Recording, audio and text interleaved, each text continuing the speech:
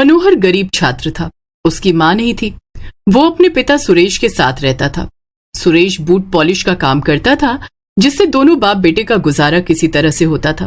गरीब होने के कारण स्कूल में भी सभी मनोहर का बहुत मजाक बनाते थे, लेकिन किसी को भी मनोहर की सच्चाई का पता नहीं था। सुबह हो गई, लेकिन मनोहर अब भी सो रहा था। मनोहर बेटे, आज तुम्हें स्कूल नहीं जाना है क्या? तू सो क्यों रहा है? नहीं पिताजी, मैं अब स्कूल नहीं जाऊंगा। लेकिन तू स्कूल क्यों नहीं जाना चाहता है? बेटे, तू पढ़ लिख जाएगा तो हमारी गरीबी दूर हो जाएगी। चल जल्दी से तैयार हो जा। नहीं पिताजी, मैंने कहा ना, मैं अब स्कूल नहीं जाऊंगा। ये कैसी जिद है मनोहर? तू स्कूल नहीं जाएगा तो मैं भी काम पर नहीं जाऊंगा। ये जिद नहीं है पिताजी। फिर क्या बात है? आपने 3 महीने से स्कूल की फीस नहीं भरी। कल टीचर ने कहा कि जब तक मैं फीस नहीं भर देता, मुझे स्कूल आने की कोई जरूरत नहीं है। तो ये बात है। मैं आज ही तेरे स्कूल की फीस का इंतजाम करता हूँ। ऐसा कहकर सुरेश जूते पॉलिश करने का सामान लेकर घर से निकल पड़ता है। मनोहर सरकारी स्कूल में पढ़ता था। 100 रुपए के हिसाब से 3 महीने की फीस 300 रुपए बनती थी। इतने पैसे एक दिन में कमा पाना सुरेश के लिए नामुमकिन था। एक दिन में मुश्किल से 100 रुपए कमा पाता हूँ, जो खाने पीने में खर्च हो जाते हैं। मैं 300 रुपए कहाँ से लाऊंगा? लेकिन मैंने मनोहर से वादा किया है, मैं किसी भी तरह से पैसों का इंतजाम करूंगा। मेरा मनोहर पढ़ लिख जाएगा तो बड़ा बाबू बनेगा। ये सोचता हुआ सुरेश शहर के सबसे बड़े चौराहे पर जा पहुंचा, जहां वो रोज सड़क के किनारे बैठकर लोगों के जूते पॉलिश किया करता था। सुरेश वहां अपना काम शुरू कर देता है, लेकिन वो बेहद चिंता में था। एक सेठ रोज सुरेश से अपने जूतों पर पॉलिश करवाने वहां आया करता। वो उस दिन भी आया। सुरेश! सेठ की आवाज सुनते ही सुरेश हड़बड़ा गया। जी सेठ जी। सेठ ने अपने पैर सुरेश के सामने कर दिए। सुरेश उनके जूतों पर पॉलिश करने लगा। क्या बात है? आज तेरा काम में मन नहीं लग रहा? नहीं सेठ जी, ऐसी बात नहीं है। सुरेश ने सेठ को अपनी चिंता का कारण बताया। तो ये बात है। एला 300 रुपए और अपने बेटे की स्कूल की फीस भर दो। नहीं सेठ जी, मैं ये पैसे नहीं ले सकता। क्यों नहीं ले सकते? इतने पैसे मैं कैसे चुका पाऊंगा? इसमें चिंता की क्या बात है? इन पैसों के बदले में तुम रोज मेरी गाड़ी भी साफ कर देना। ठीक है सेठ जी, आपका बहुत बहुत धन्यवाद। सुरेश खुशी खुशी वो पैसे लाकर मनोहर को देता है। मनोहर बेटा, ये ले पैसे। कल स्कूल जाना और अपनी स्कूल की फीस भर देना। ठीक है पिताजी। दूसरे दिन मनोहर स्कूल जाता है और टीचर को फीस देता है। इस बार तुम्हें माफ कर रही हूँ मनोहर, लेकिन अगली बार तुमने फीस भरने में देरी की तो स्कूल से तुम्हारा नाम काट दूंगी। जी मैडम। मनोहर चुपचाप अपनी सीट पर बैठ जाता है, लेकिन क्लास के दूसरे बच्चे उसका मजाक उड़ाने लगते हैं। ये पैसे कहाँ से लाया मनोहर? कहीं से चोरी किए या उधार मांग कर लाया? नहीं नहीं, किसी से भीख मांग कर लाया होगा। ऐसा कहकर बच्चे हंसने लगते हैं। मनोहर रुआंसा हो जाता है, लेकिन किसी से कुछ नहीं कहता। मनोहर को रोता देख क्लास टीचर कहती है, क्या बात है मनोहर, तुम रो क्यों रहे हो? मनोहर टीचर को बताता है कि बच्चे किस तरह से उसका मजाक उड़ा रहे हैं। तुम इतनी देर से फीस भरोगे तो सब यही कहेंगे, अगली बार से समय पर फीस भरना। बेचारा मनोहर टीचर को कुछ नहीं कह पाता है। कुछ दिन तक सब कुछ यूं ही चलता रहा, लेकिन अचानक एक दिन सुरेश की तबीयत बिगड़ गई। सुबह वो बिस्तर से नहीं उठा। बाबा, बाबा, क्या बात है? आज काम पर नहीं जाना क्या? मनोहर बेटा, आज मेरी तबीयत ठीक नहीं है, तू स्कूल चला जा। मनोहर ने देखा कि सुरेश को तेज बुखार था। वो अपने बाबा को बुखार की दवा खिलाकर स्कूल चला गया। कुछ दिन बीत गए, लेकिन सुरेश की तबीयत में सुधार नहीं हुआ, बल्कि उसकी तबीयत और बिगड़ गई। वो बहुत दिनों से काम पर नहीं गया था। ये देखकर मनोहर ने सोचा, बाबा की तबीयत बिगड़ती जा रही है, मेरे पास दवाइयों के लिए पैसे नहीं है, घर में खाने के लिए भी कुछ नहीं है, स्कूल की फीस भरने की तारीख भी नजदीक आ रही है, मुझे कुछ करना होगा। ऐसा सोचकर वो घर की जिम्मेदारी अपने नन्हे कंधों पर ले लेता है। दूसरे दिन स्कूल जाने से पहले उसने अपने स्कूल बैग में किताबों के साथ बूट पॉलिश का सामान रख लिया और स्कूल चला गया। स्कूल में, मनोहर, मैं बहुत दिन से देख रही हूँ तुम्हारे कपड़े कितने गंदे हो गए। लगता है तुमने इन्हें बहुत दिनों से नहीं धोया है। तुम्हारे जूते भी पुराने हो गए हैं, मोजे फट गए हैं। अगर ऐसे ही आलस और गंदगी में रहना है तो कल से स्कूल आने की कोई जरूरत नहीं है। तुम्हारी वजह से दूसरे बच्चों पर बुरा असर पड़ रहा है। लेकिन टीचर। चुप रहो, मैं कुछ नहीं सुनना चाहती। टीचर की डांट सुनकर मनोहर चुप हो जाता है।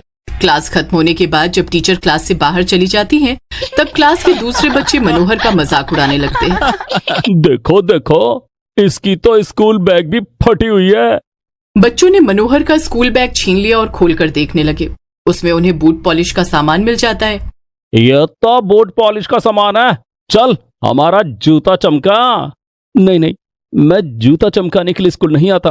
बाहर जाकर दूसरों के जूते चमकाएगा तो हमारे भी चमका दे, नहीं तो टीचर से तेरी शिकायत कर देंगे। मनोहर को मजबूरी में क्लास के बच्चों के जूते पॉलिश करने पड़ते हैं। वो एक एक करके सब बच्चों के जूतों में पॉलिश करने लगता है और खुद को अपमानित महसूस करता है। स्कूल की छुट्टी के बाद वो शहर के उसी चौराहे पर आ जाता है जहां सुरेश बूट पॉलिश किया करता था। वो वहां बैठकर लोगों के जूतों में पॉलिश करने लगता है। उस दिन उसने कुछ पैसे कमाए, जिससे उसने खाने का सामान और बाबा के लिए दवाई खरीदी। रात में जब वो घर लौटा, मनोहर बेटे, आज तूने स्कूल से आने में बहुत देर कर दी। बाबा, आज मैं स्कूल के बाद बूट पॉलिश का काम करने गया था। क्या मेरी जगह तू काम पर गया था? हाँ बाबा, लेकिन आप चिंता मत करो, मैं अपनी पढ़ाई भी अच्छे से करूंगा। मनोहर अपने बाबा को खाना खिलाकर दवाई खिलाता है और पढ़ने बैठ जाता है। वो रोज स्कूल की छुट्टी के बाद उसी जगह पर जाकर बूट पॉलिश का काम करता, लेकिन इससे उसकी जरूरतें पूरी नहीं हो रही थी। वो सुरेश का ठीक से इलाज भी नहीं करा पा रहा था।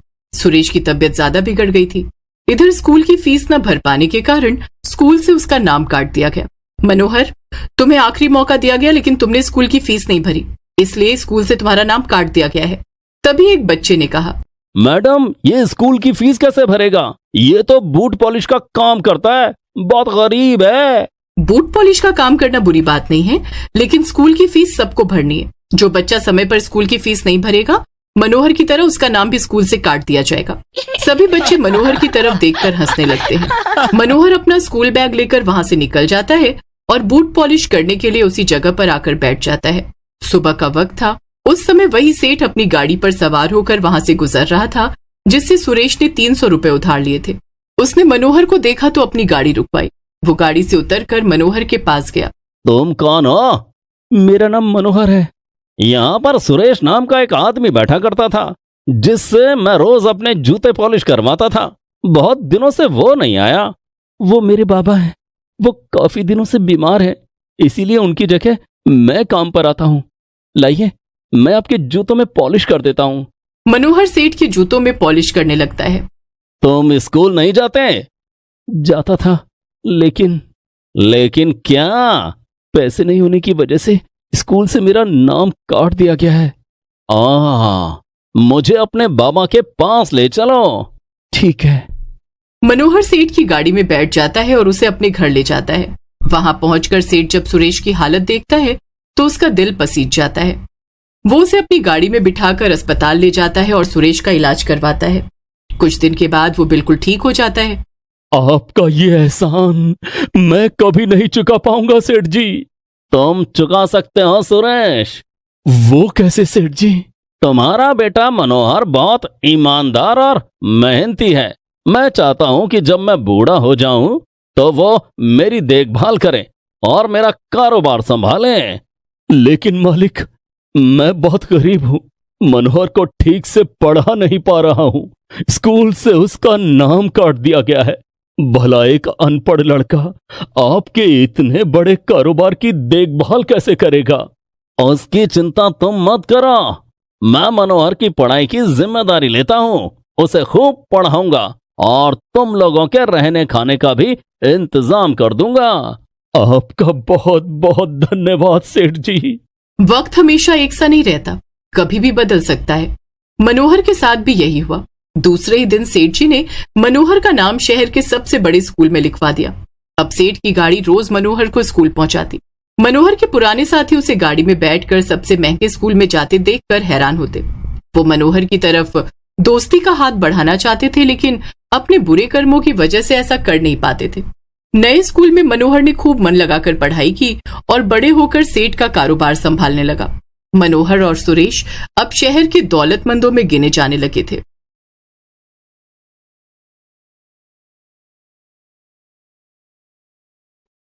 फागुनी एक गरीब स्कूल स्टूडेंट थी। वो देखने में तो सुंदर थी, लेकिन उसके सिर पर बाल नहीं थे, जिस कारण स्कूल में सब उसका मजाक उड़ाते थे। लेकिन एक दिन कुछ ऐसा हुआ कि फागुनी के सिर पर बेहद लंबे और सुंदर बाल आ गए। ये सब कैसे हुआ, जानने के लिए देखते हैं गरीब स्कूल स्टूडेंट के लंबे बाल।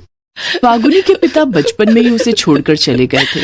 उसकी माँ सुजाता एक स्कूल में सफाई का काम करती थी। एक दिन उसने स्कूल की प्रिंसिपल से गुजारिश की, प्रिंसिपल मैडम, मेरी बेटी फागुनी 4 साल की हो गई है, उसे भी अपने स्कूल में भर्ती कर लीजिए। लेकिन सुजाता, हमारे स्कूल की फीस तुम्हारी सैलरी से भी ज्यादा है, क्या तुम स्कूल की फीस भर पाओगी? मैडम आप तो जानती हैं कि मैं कितनी गरीब हूँ, मैं इतने पैसे कहाँ से दे पाऊंगी। अगर आप दया करके फागुनी की स्कूल फीस माफ कर देंगी तो आपकी बहुत मेहरबानी होगी, प्लीज मैडम। ठीक है सुजाता, तुम इतना कह रही हो तो कल अपनी बेटी को स्कूल ले आना, मैं उसका एडमिशन यहाँ करा दूंगी। Thank you madam, thank you.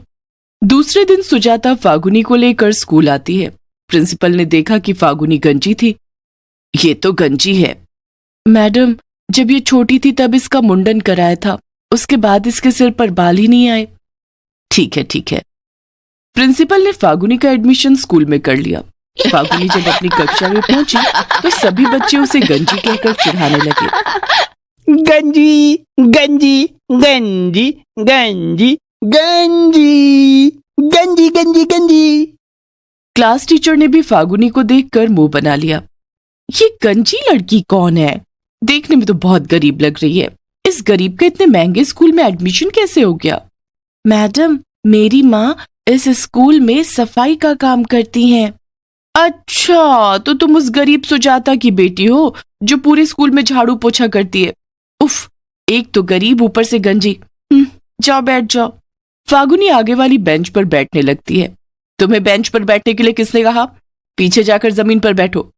फागुनी सबसे पीछे जाकर जमीन पर बैठ जाती है। फागुनी, कल से स्कूल ड्रेस में आना। सभी बच्चे स्कूल ड्रेस में आते हैं और बालों में ब्लू रिबन लगाकर चोटी करते हैं। तभी एक स्टूडेंट ने कहा, लेकिन मैडम, इसके सर पर तो बाल ही नहीं है, ये ब्लू रिबन लगाकर चोटी कैसे करेगी? उस बच्चे की बात सुनकर सभी हंसने लगते हैं। फागुनी के गंजेपन के कारण सभी उसके साथ बहुत बदतमीजी करने लगे। ए गंजी, चल मेरा जूता साफ कर। ए गंजी, चल मेरा जूता साफ कर। लेकिन मैं तुम्हारा जूता क्यों साफ करूं? क्योंकि तू एक गरीब सफाई वाली की बेटी है, उस पर से गंजी भी है। अब चल जल्दी से जूता साफ कर। फागुनी को उसके जूते साफ करने पड़ते हैं। क्लास टीचर रश्मि भी क्लास की साफ सफाई फागुनी से करवाती। ए गंजी, चल सारे बेंच को कपड़े से चमका दे। तुझे दिखाई नहीं देता बेंच पर कितनी धूल जमी हुई है? अमीर बच्चों के स्कूल ड्रेस गंदे हो जाएंगे। लेकिन मैडम, मैं यहाँ पढ़ने आई हूँ, सफाई करने नहीं। मुझसे जुबान लड़ाती है। एक तो हम तुझे झेल रहे हैं, वो कम है क्या कि तू मुझे पलटकर जवाब भी देने लगी? कान खोलकर सुन ले, कल से तेरे सिर पर बाल नहीं आए ना तो प्रिंसिपल से तेरी शिकायत करके तुझे और तेरी माँ दोनों को स्कूल से निकलवा दूंगी। टीचर की बात सुनकर फागुनी बहुत परेशान हो जाती है। स्कूल की छुट्टी के बाद वो घर जाने लगती है, लेकिन परेशान फागुनी को पता ही नहीं चलता है कि वो घर की ओर नहीं बल्कि जंगल की ओर जा रही है। वो रास्ते में एक पेड़ के नीचे बैठ जाती है और रोने लगती है। मैं एक ही दिन में अपने सिर पर बाल कहाँ से लाऊं? अगर मेरे सिर पर बाल नहीं आए तो रश्मि मैडम मुझे और माँ दोनों को स्कूल से निकलवा देंगी। फिर माँ की नौकरी भी छूट जाएगी। हे भगवान, तुमने मुझे गंजा क्यों बनाया? फागुनी रो रो कर भगवान से प्रार्थना कर रही थी। तभी वहां पर एक बूढ़ी औरत आती है। अरे बेटी, तुम इस घने जंगल में क्या कर रही हो और तुम रो क्यों रही हो? फागुनी ने देखा कि उस औरत के बाल बहुत लंबे और घने थे जो जमीन को छू रहे थे। क्या मैं जंगल पहुंच गई? हाँ, तुम जंगल में हो। ये बहुत खतरनाक जंगल है। यहाँ जंगली जानवर रहते हैं जो तुम्हें खा जाएंगे। अच्छा ही होगा अगर वे मुझे खा जाएंगे, मुझे इस जिंदगी से छुटकारा मिल जाएगा। क्या बात है, तुम क्यों परेशान हो? मुझे बताओ, शायद मैं तुम्हारी परेशानी दूर कर सकूं। मेरी परेशानी मेरा गंजापन है। मेरे सिर पर बाल नहीं है, इसीलिए स्कूल में सब मेरा मजाक उड़ाते हैं। अब तो रश्मि मैडम ने कह दिया है कि कल तक मेरे सर पर बाल नहीं आए तो वो मुझे और मेरी माँ को स्कूल से निकलवा देंगी। हम लोग बहुत गरीब हैं, अगर मेरी माँ को काम से निकाल दिया गया तो हम लोग भूखों मर जाएंगे। ओ हो, तुम परेशान मत हो, तुम्हारे सिर पर अभी बाल आ जाएंगे। मैं एक जादूगरनी हूँ, मैं ऐसा जादू करूंगी कि जो लोग तुम्हारा मजाक उड़ाते हैं और तुम्हारे साथ बुरा व्यवहार करते हैं, उनके सर के बाल उड़कर तुम्हारे सिर पर आ जाएंगे। वे लोग गंजे हो जाएंगे और तुम्हारे सर पर बाल आ जाएंगे। क्या ऐसा हो सकता है? हाँ, बिल्कुल हो सकता है।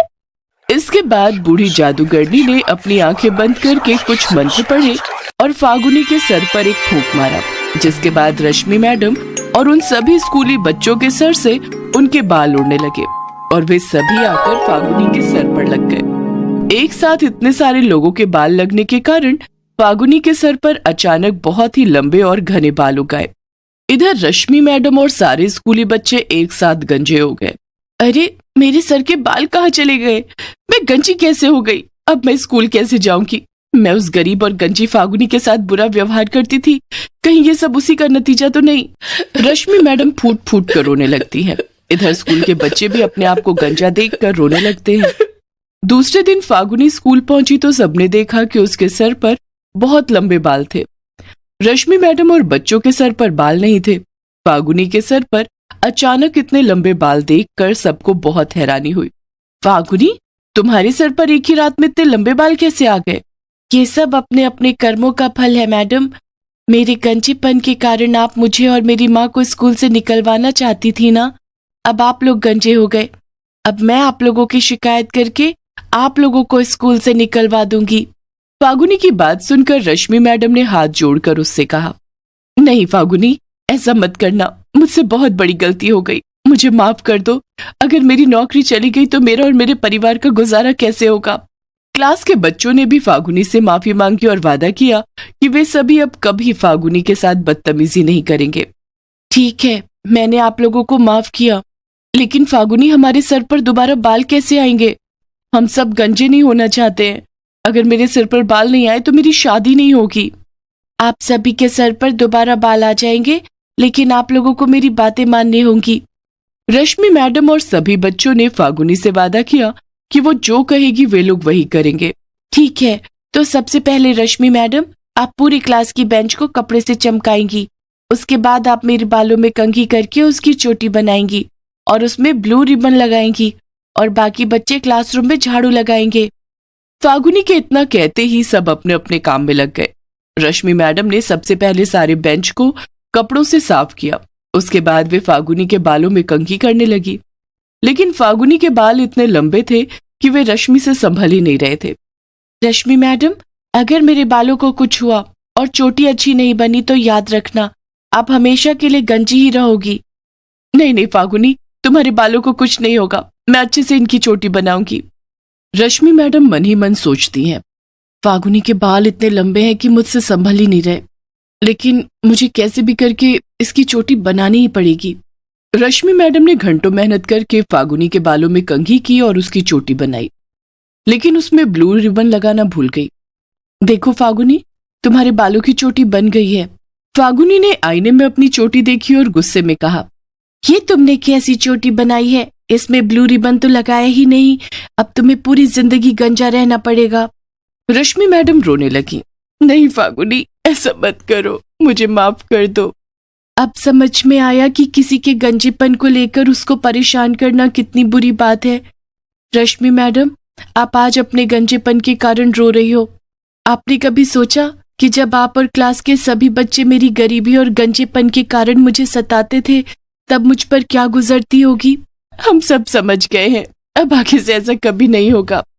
क्लास के सभी बच्चे फागुनी से कहते हैं, फागुनी, अब से ऐसा नहीं होगा। हम किसी गंजे का मजाक नहीं उड़ाएंगे और ना उसे परेशान करेंगे।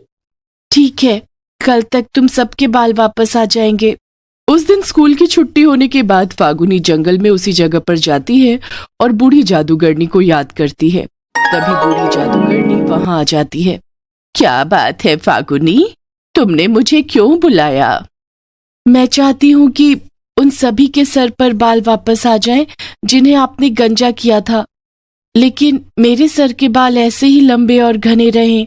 ठीक है फागुनी, ऐसा ही होगा। बूढ़ी जादूगरनी ने कुछ मंत्र पढ़े, जिसके बाद रश्मि मैडम और क्लास के सभी बच्चों के सर पर बाल वापस आ गए और फागुनी के बाल वैसे ही लंबे और घने थे। उस दिन के बाद से किसी ने भी फागुनी को परेशान नहीं किया। Please subscribe this channel.